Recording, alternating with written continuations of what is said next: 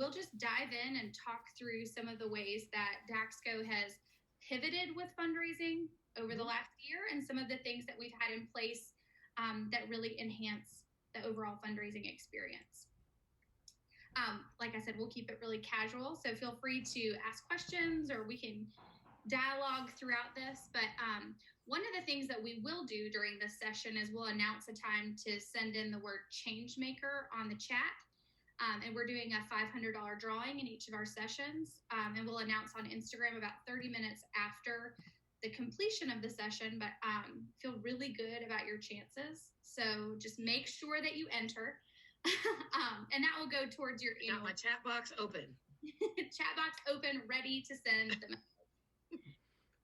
So we're really dividing this session up into about 3 different areas, looking at streamlining giving, managing donation data, and protecting donation revenue. So that's really where we're going to focus, and we'll start by talking about ways to streamline giving. Over the last year, Daxco's had a ton of changes overall over all of our systems. So this has been obviously to pivot to adjusting to new COVID life. Some of this has been feedback directly from our partners that have said, hey, this would make XYZ job even easier on our team, or this is something we'd like to be able to do to just really enhance our overall efforts across whatever their mission is. So one of those things is we recently updated our online giving experience.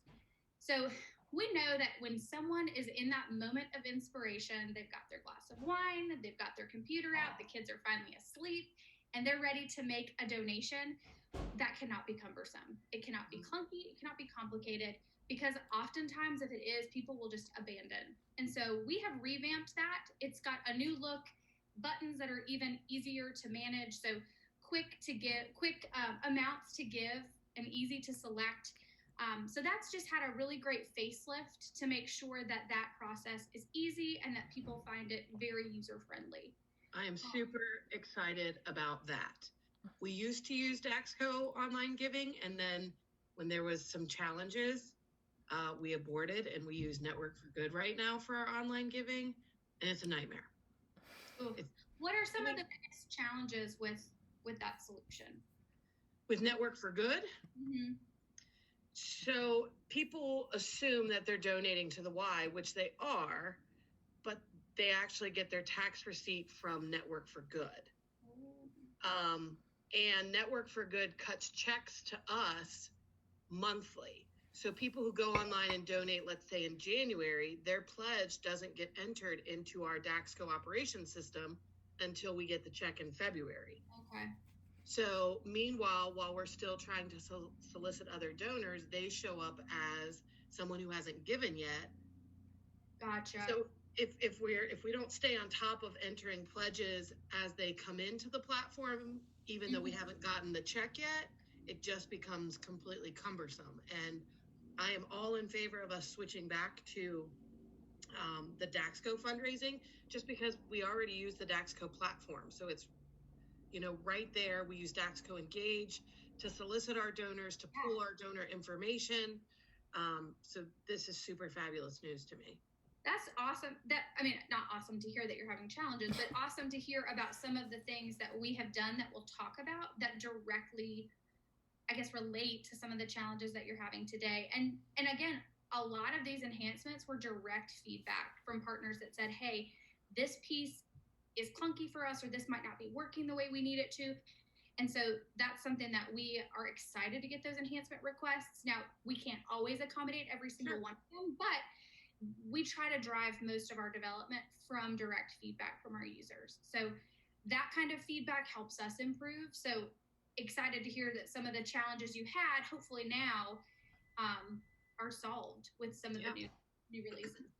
I'm curious, what percentage of your giving comes from online? We're really behind in the times. This year, or 2020, ramped up a little bit, obviously, just because people weren't coming to the branch and doing those solicitations.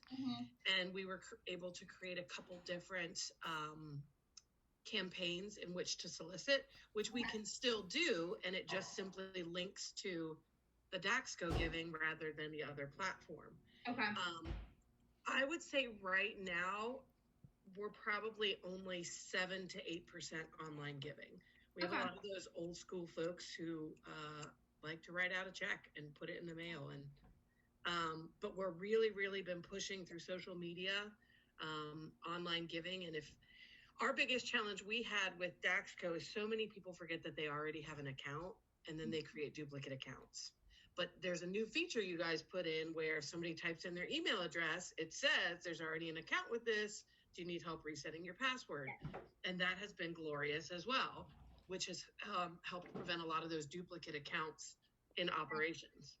And one of the other features that we released, I think it was 2 years ago, was the ability to merge potential duplicate accounts. So for fundraisers that are working and managing donation data, they can see, oh, this person gave online, they already have an account. Let's just merge that information. Let's merge those two accounts. So that cleanup, while we don't want to stop someone, like I talked about at the beginning, if they're inspired to give, they forget their password, right, accidentally create a second account, but we've seen less of that because of the ability for people to utilize that duplicate check online and that forgotten password function. So that has become really helpful. So good feedback around the online giving experience being enhanced. So something else that we released was the ability to use system credits and gift cards towards donations. So we've gotten feedback that we have associations that have a lot of revenue that's just sitting in the system from system credits. And unless they apply that to a fee, it was just sitting there. So this was something that really has helped a lot of our associations clean up. They might have had families that moved or families that had previously registered for a program, canceled, got that system credit. And so this is a great way to be able to clean up that money that's just sitting out there and apply that to an annual campaign or a campaign with greatest need. This is actually something I've talked to our finance department about, because when everything shut down, we canceled people out of programs, and instead of refunded, we just gave them a system credit. Perfect. So we have thousands and thousands of dollars sitting on people's accounts as system credits. How many of those people, I'm sure with a simple phone call, exactly, they would be willing to just say, yeah, go ahead and donate that money. Because it's already out of their pocket. So it's a nice, it's a really soft ask, essentially. Like, can we just push this over to this account? So it is something that we've seen. We've heard a lot. One of the other functions I'll talk about in just a minute has really been related to how can we pivot? We had this shutdown. We had all these people that had programming, had membership. How can we adjust those refunds or those system credits to be still usable and to help advance mission efforts? So another opportunity that this is hopefully a big improvement from when you previously used Daxco Operations Fundraising is the ability to make payments on pledges online. So this was something that we didn't have before, where if someone signed up to give over time, so we know that people are usually more inclined to give a larger gift if they can spread it out over time. We saw that it was an experience that people wanted to be able to pay that off online, to be able to log into their account and click off of that. So this is something that's been enhanced, making it even easier to pay down pledges, collect those pledges. And for those people that don't want it to automatically draft, this is a great option because they can just go into their account and make that payment on whatever frequency they'd like to pay down their pledge. So you just mentioned around the ask of people who had to cancel a program and got the system credit on applying that as a donation.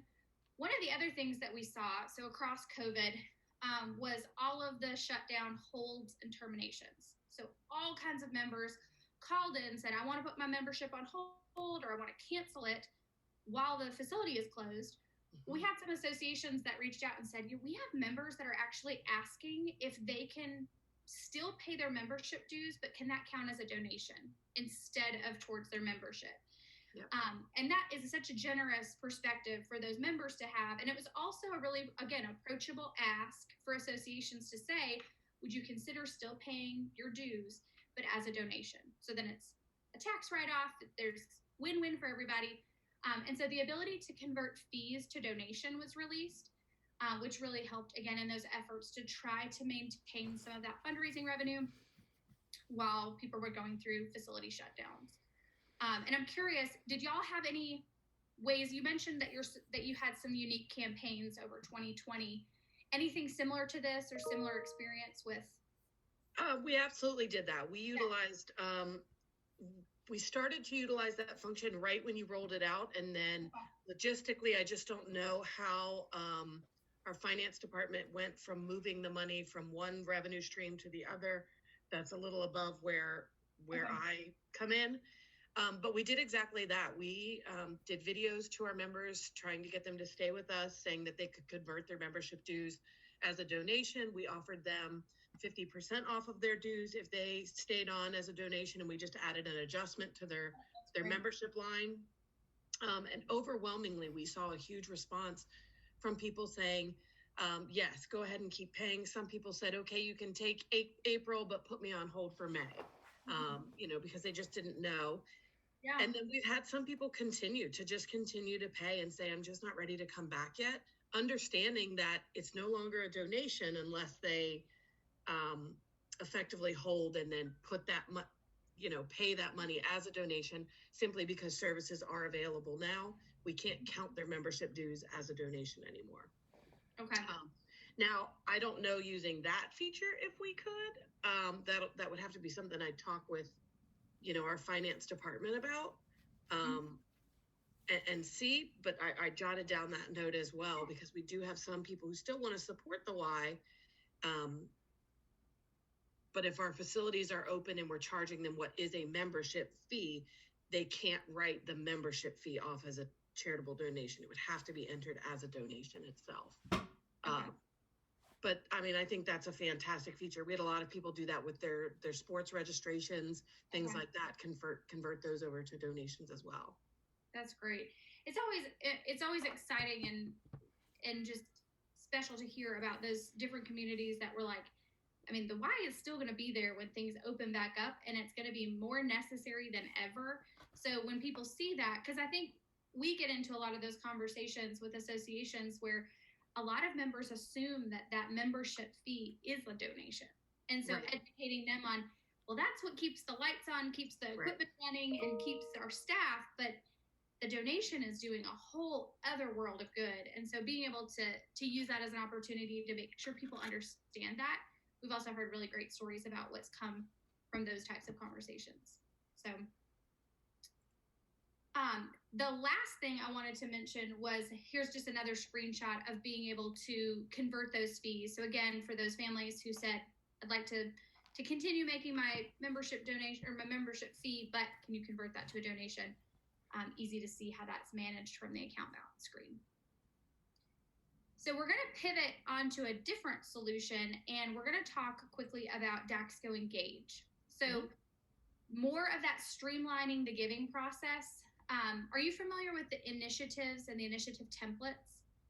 I'm familiar with initiatives. I did not know that there was templates. Okay, this is one of my favorite things. So you may just have like done the that's my goal. That's the emoji with the smoke coming out. Better. So we work with a lot of YMCAs. We work with a lot of associations that have similar communication efforts, weather closures. We were talking about that at the beginning of this. Communication around things like Giving Tuesday, acknowledgments for gifts, all kinds of different things that we know is happening. We also know that YUSA, love them, but they have a really, really big document manual around brand compliance and around exactly how things need to look that are leaving your outbox. So we've actually built out these templates. They are YMCA brand compliant, and they're not just necessarily a single touch point. This might be an initiative that has, like, for example, Giving Tuesday has 4 separate emails in it. So this is an entire communication campaign that's already been designed, proven success, and is compliant for YUSA. So all of the graphic requirements, text, colors, logo placement, all that good stuff. Our team is very well versed. I think it's 180 pages of something.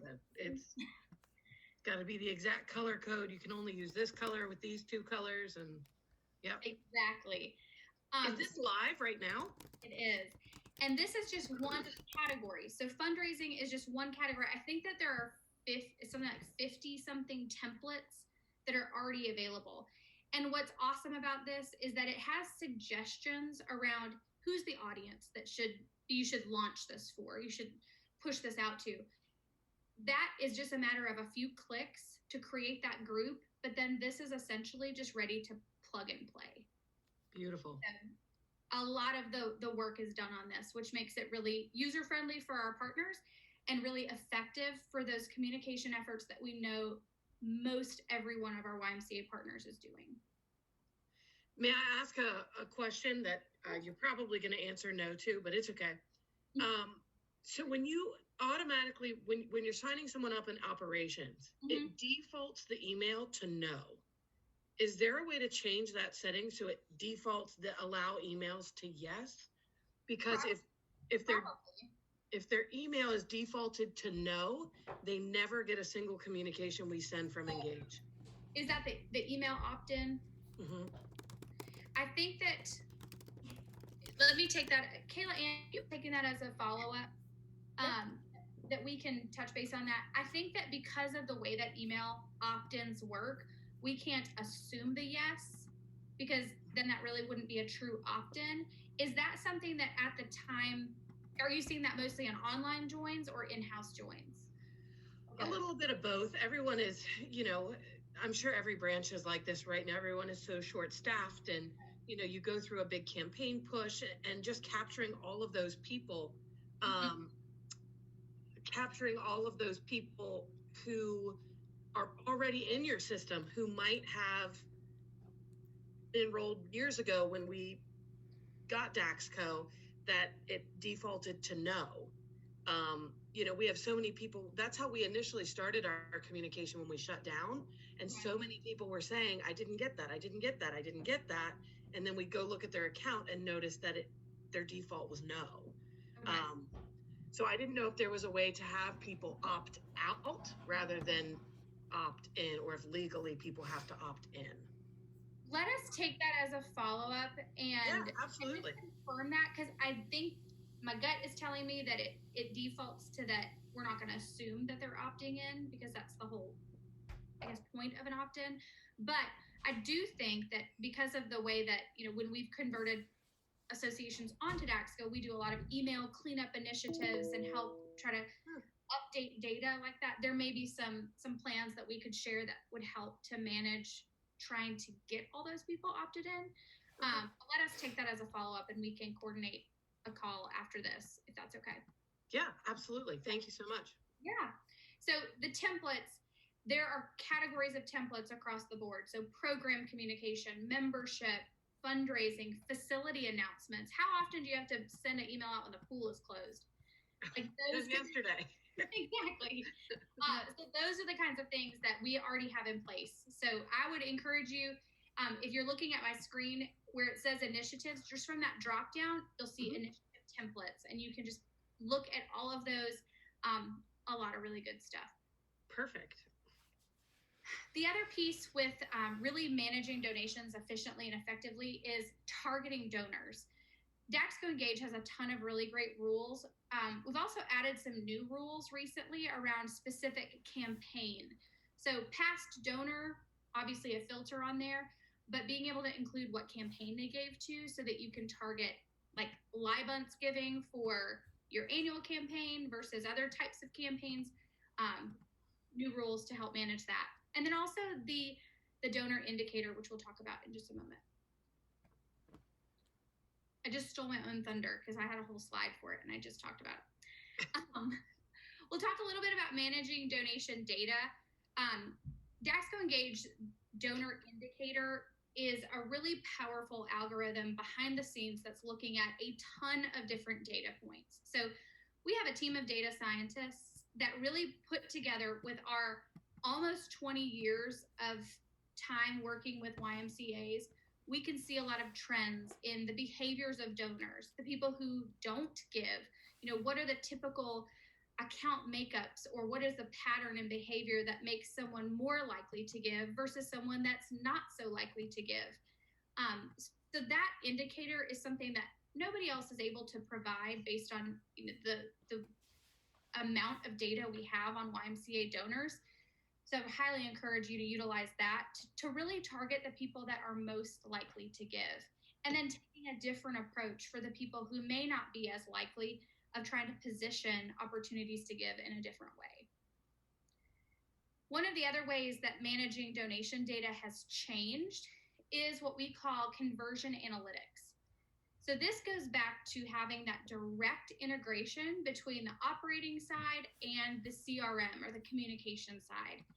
And Daxco Engage, because it's integrated with Daxco Operations, you're able to see exact revenue that came out of specific emails. And what I mean by that is, let's say that you set up a Giving Tuesday email campaign, and you want to know exactly how much did you receive in donations from people that clicked that email and gave from that button. So now Daxco Operations has those reports in custom reports called conversion analytics, and it's able to do this across fund development, so donation data, membership data, and program data. So comparing the revenue associated with specific email asks, and that's by using like a button to join, register for the program, or give. This is something that I think a lot of times marketers and fund development, you have to prove out your investments sometimes. And this is a really powerful way to directly connect the data and to really look at what your outcomes were. So this is already available in custom reports. You said custom reports, it's called conversion analytics. That's right. That's brilliant. I did not know that existed. Yeah, it's really awesome. We've seen some really cool things where being able to look at an email and say that specific email generated $6,000 in revenue, and being able to take that even further to look at, okay, well, if we move the button higher, are we seeing better results? Right. We change the success story. Which success story are we seeing the most people inspired to give from? So that's the kind of data that people need to make data-driven decisions. And so we're seeing some really positive outcomes from being able to track that. That's awesome. Also in performance analytics, are you familiar with this? These are some of our business. Yes. Okay. We just kind of launched this. Yes. Okay.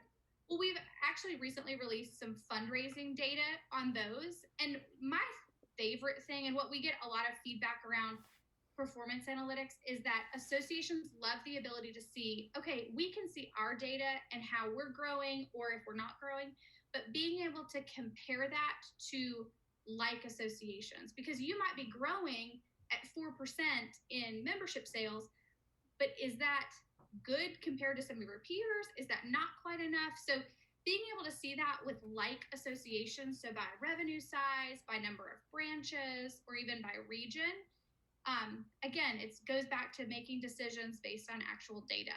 And this gives you access to do that from your cell phone, from a tablet, or from a computer using those performance analytics dashboards.